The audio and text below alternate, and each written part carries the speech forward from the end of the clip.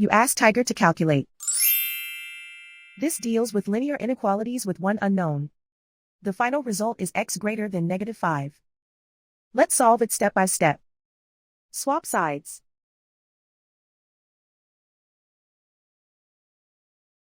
Group all constants on the right side of the inequality. Add 2 to both sides.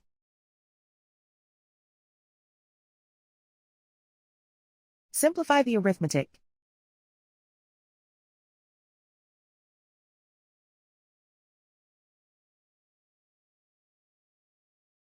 Isolate the x. Divide both sides by 3.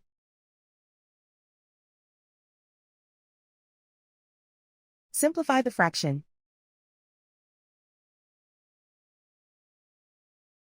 Find the greatest common factor of the numerator and denominator.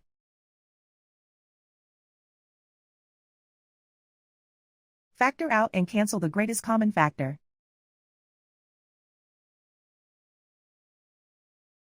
Plot the solution on a coordinate grid. And so the final result is x greater than -5.